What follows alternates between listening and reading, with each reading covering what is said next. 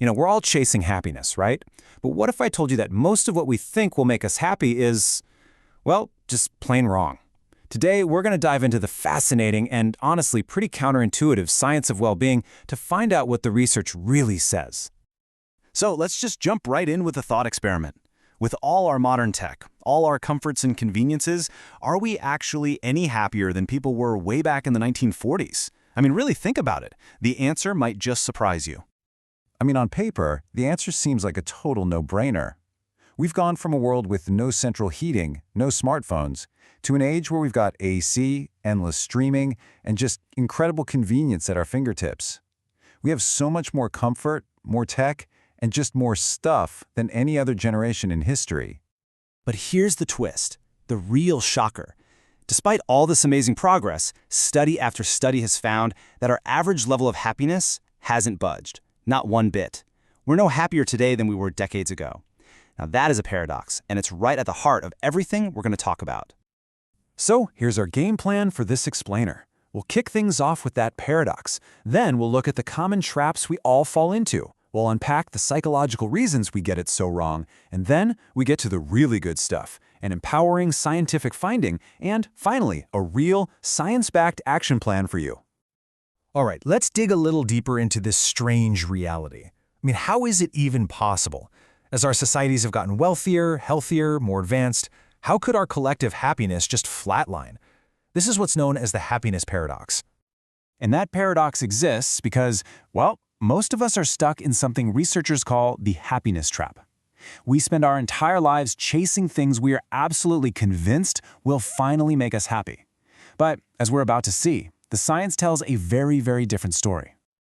Come on, we've all had this thought, right? I'll be happy when I get that new iPhone, or that promotion, or that bigger house.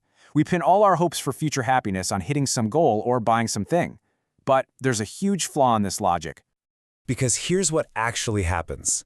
You look at the research on huge life events, like getting married or landing that dream promotion, and you see this exact same pattern. Every single time.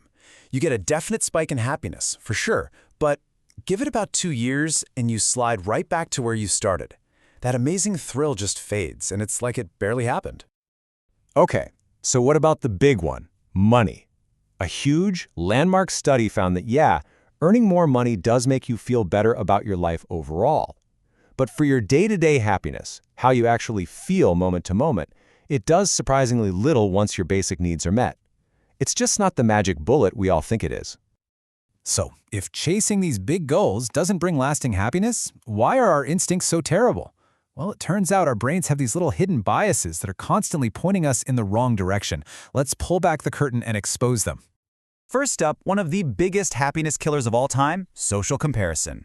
We just don't judge our own success or our own lives in a vacuum. Nope, we judge everything relative to other people. It's all about who we're comparing ourselves to, and there's a famous example from the Olympics that shows this perfectly. This is just brilliant. Researchers actually studied the faces of Olympic medalists on the podium. Gold medal winners? Ecstatic, obviously. But here's the crazy part. Bronze medalists often look way happier than the silver medalists. Why? Well, the silver medalist is thinking about how close they came to getting gold. But the bronze medalist? They're just thrilled they got a medal at all. It's all about the reference point. Here's another mind-bending example. In a famous study, people were asked to choose between 2 jobs. Job 1, you make $50,000, but your coworkers only make $25,000. Job 2, you make $100,000, but your coworkers make $250,000. What would you do? The result is just staggering. More than half the people chose option 1. Think about that.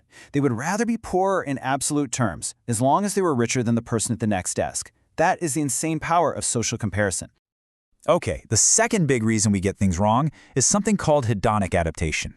This is our brain's incredible, but sometimes super frustrating, ability to just get used to good things really fast. That brand new car quickly becomes just the car. That pay raise becomes the new normal. The wonderfulness, as they say, wanes with repetition. And finally, we're just really bad at predicting the future. We constantly get it wrong when we try to guess how we'll feel. We think landing our dream job will make us happy forever. That's called focalism. And we think a bad breakup will completely destroy us, totally forgetting that we have a psychological immune system that helps us bounce back. That's immune neglect. So we've seen how our brains can kind of trick us into chasing the wrong things.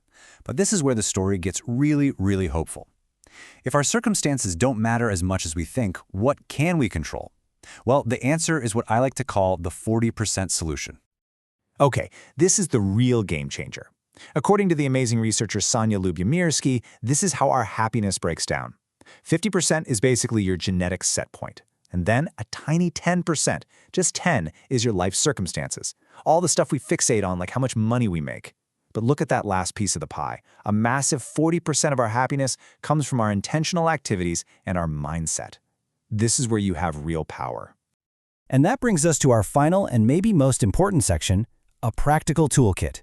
If a whole 40% of our happiness is up to us, how do we actually use that power? Well, the science gives us some super clear, evidence-based strategies that actually work. First off, change what you buy. The research here is overwhelming. Investing your money in experiences like a trip, a concert, or even just a cooking class brings way more lasting happiness than buying more stuff. Experiences give us amazing memories, they're harder to compare with others, and they usually connect us with people. And beyond just spending, there are these powerful little habits we can build. Things like practicing gratitude, doing random acts of kindness, and really nurturing our social connections. These aren't just fluffy, feel-good ideas. They are scientifically proven strategies to boost your well-being. Even just taking a second to truly savor a good moment can make a real difference. And here's one last, really powerful choice to think about. Are you a Tina who values time over money, or a Maggie who values money over time? Study after study has found that people who prioritize having more time, even if it means making a little less money, are consistently happier. So when you boil it all down, the biggest takeaway is this. Happiness isn't some destination you arrive at once you get the perfect job or the perfect house. It's not something you find, it's something you do. It's an activity, a skill that you can build and practice every single day. And so, we'll leave you with this question. The science is crystal clear that 40% is in your hands. So, knowing what you know now, what's one intentional thing you're going to do this week to start practicing happiness? The power, quite literally, is all yours.